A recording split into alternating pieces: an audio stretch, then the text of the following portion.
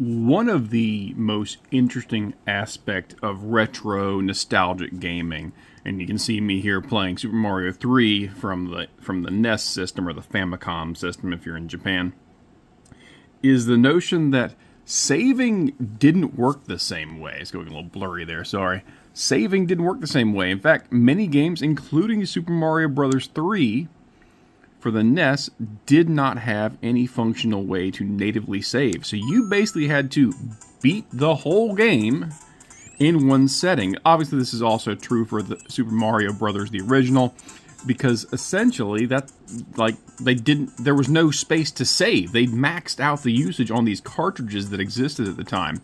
The result was you were a very sad kid when the power went out. There was no autosave. There was no functional way to save in the game. Later iterations, like on the Super NES, like Mario All-Stars that ported in this game in particular, allowed for saves, but even those were limited.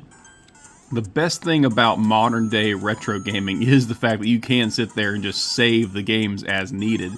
But unfortunately, that also has kind of spoiled a lot of younger gamers. You see, like my son trying to play this, played it for like 30 minutes, came back to it, and was furious to find out that he did not have his level saved and there was no autosave function.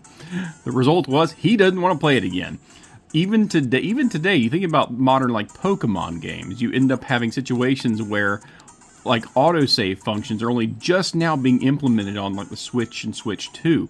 It's an amazing just event that's taken place where it used to be that every time you played a game, you had to commit to yourself to either writing down a full-length code on certain NES games or just relying on, the power not going out and having the ability to actually, continue your game after you left it on all night against your parents' wishes, so in their power bill. So that's kind of how we always got around it. But man, the number of times where I would start playing Mario 3 and other games, and I would just leave it running. I'd turn the TV off, but I'd leave the game system running, trying to be sneaky, and then I'd come back and I'd see my alarm clock blinking, knowing that the power blipped for just long enough for the power to go out, which meant I lost all my progress. The fury I would feel when this would take place. It's just indescribably frustrating. But today, kids have autosave. They don't got to worry about that mess, which means they don't have to plan prep. It also means game companies like Nintendo no longer have a reason to have warp pipes or the flutes in this game that would allow you to pass through levels and speed up the process of playing. So you have much longer games, which is a good thing because it's more content, more playtime, more bang for your buck as the consumer. But man, there's just something about the high stakes of